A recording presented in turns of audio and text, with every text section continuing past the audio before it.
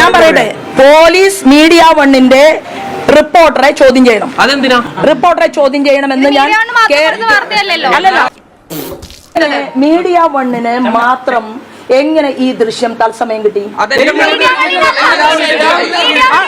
നിങ്ങൾ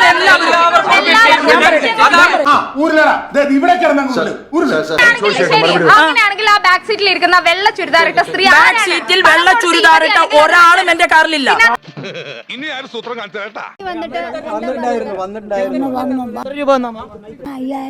വേണം ഞാൻ പറഞ്ഞു. അപ്പൊ തന്നു അവരല്ലേ? അപ്പൊ ഞാൻ എല്ലാവരും പറഞ്ഞു. അപ്പൊ ഇവരാണ് ആകെ പൈസ തന്നുള്ളൂ. അയ്യോ, ഇത്ര നേരം ഞാൻ ഇവിടെ നിന്നിട്ട് ഇത് കണ്ടില്ലല്ലോ. അല്ല, ഇത്ര നേരം നമ്മളിവിടെ നിന്നിട്ട് ഇത് കണ്ടില്ലല്ലോ. ചേട്ടൻ ഇനി സാക്ഷി പറയാനൊന്നും പോണ്ട, പോലീസുകാരെ വിളിച്ചാൽ ഇത് കാണിച്ചാൽ മതി, ബാക്കി കാര്യം അവര് നോക്കിയോളൂ. പൈസ വേണം പറഞ്ഞു. ഇതൊക്കെ വല്ല കേസാണ് സാറേ. സാർ ഇതൊന്നും കേസല്ല രാജമണി പറയുന്നത്.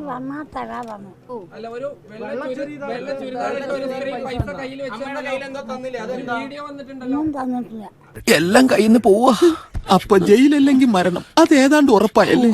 ഈ ഇരിപ്പിലങ്ങോട്ട് സമാധിയായാൽ മതിയായിരുന്നു. എന്ത് മറ്റുള്ള സ്ഥാനാർത്ഥികൾക്ക് വേണ്ടി എന്ത് ഒരു മാധ്യമം, ഞാൻ ഒരു മാധ്യമം എന്ന് അടിവരയിട്ട് പറയുകയാണ്, ഒരു മാധ്യമം എന്ത് ഡെഡിക്കേഷൻ ചെയ്താൽ ഇത് തെളിയിച്ചിട്ടേ ഞാൻ നിൽക്കൂ.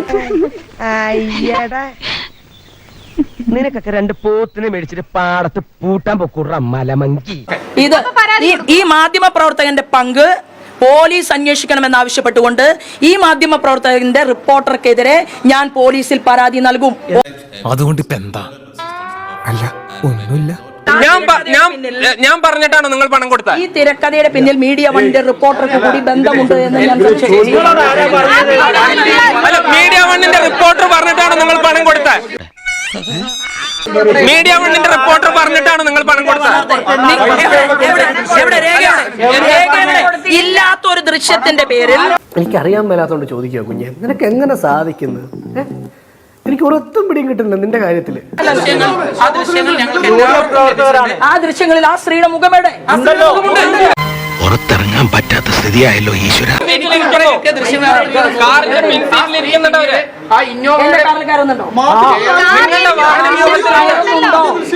കാറിൽ കയറുന്നുണ്ടോ? ആ സ്ത്രീ കാറിൽ കയറുന്നുണ്ടോ? അത് കാണിക്കൂ.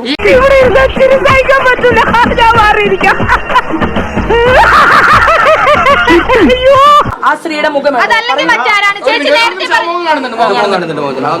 ഒന്ന് കാണിക്കൂ. ഈ കാണുന്ന നിങ്ങൾക്ക് സുഹൃത്തെ, ഇത് ഒരു നിഴലാണ്. ഇത്രയും വലിയ ഗതികെട്ടവൻ ഈ ലോകത്ത് വേറെ ആരെങ്കിലും ഉണ്ടാവും എന്റെ കർത്താവേ?